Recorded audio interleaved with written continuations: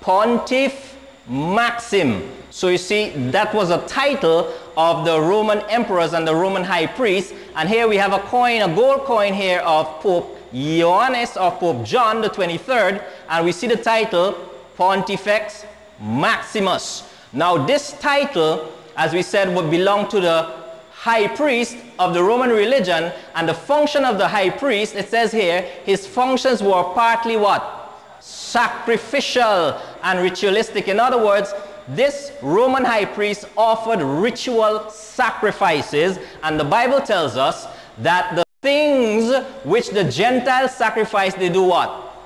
They sacrifice to the dragon, right? So the high priest in the Roman religion was a high priest to the dragon. And when the papacy took that title, Pontifex Maximus, in sense, he received his seat and authority from the dragon. The papacy was given the throne of Caesar and became Pontifex Maximus. So therefore, the papacy received his seat and power and authority from the dragon.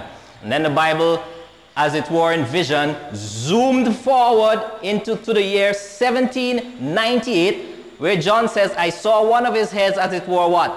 Wounded to death, and his deadly wound was healed. And remember, we saw that in 1798, the Oxford Dictionary of Popes says, on 15 February 1798, General Louis Berthier entered Rome, proclaimed the Roman Republic and the deposition of Pope Pius as head of state, and forced him to withdraw to Tuscany. And remember, a beast in prophecy is a kingdom.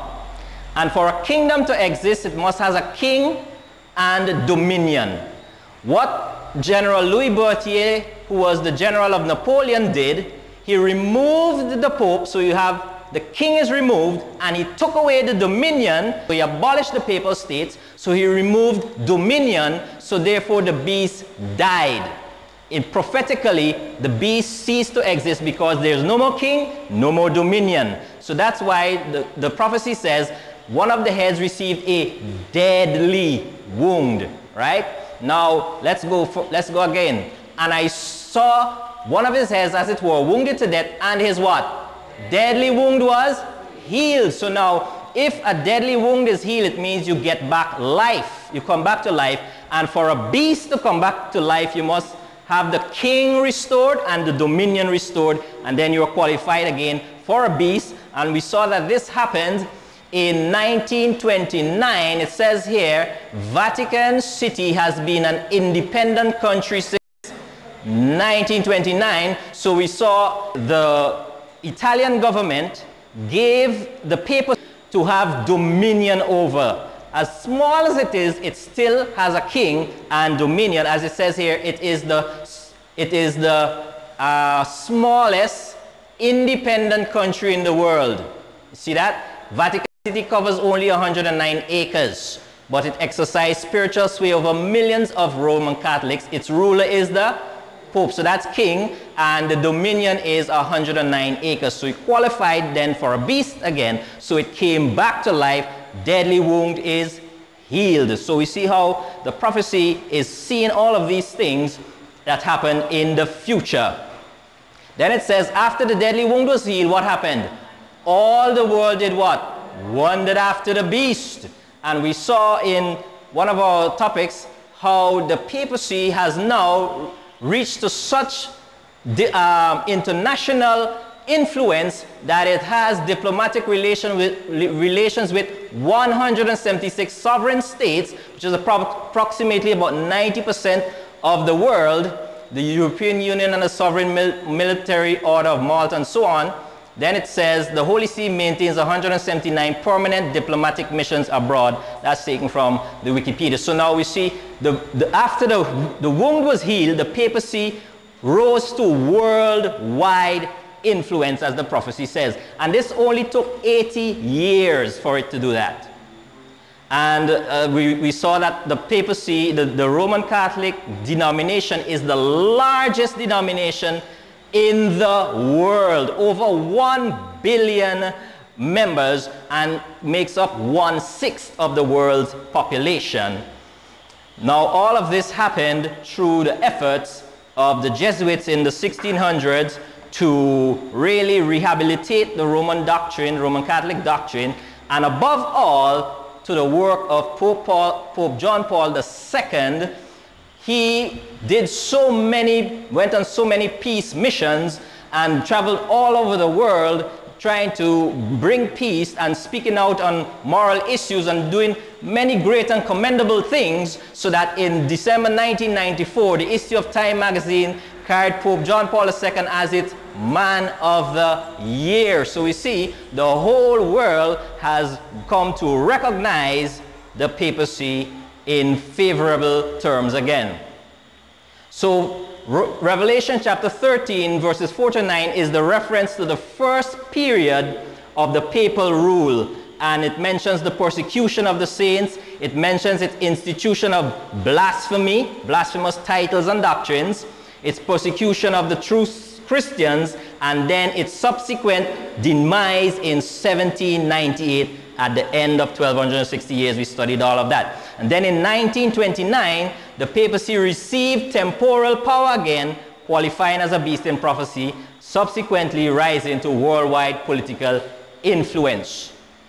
Now, let us notice this now. A second beast arises on the scene. The Bible says, "He that leadeth into captivity shall go into captivity. He that killeth with the sword must be killed with the sword." This is a reference to the papacy's 1798 deadly wound. Remember, General Berthier entered Rome and captured the Pope, and the beast was killed with the sword, because sword in prophecy in the hands of a pagan is a military power. So the beast was killed by military power. So in 1798, at that time, John looks and he says, "I beheld" what? Another beast coming out of the earth, and he had two horns like a lamb, and he spake as a dragon. And this new beast did what? Exercise what? All the power of the first beast, which was the papacy, before him, and caused the earth and them which dwell therein to do what?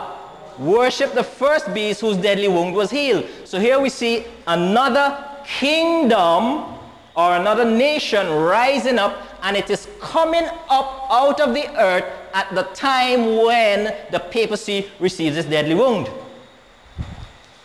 Now, I don't know how many of you are history students.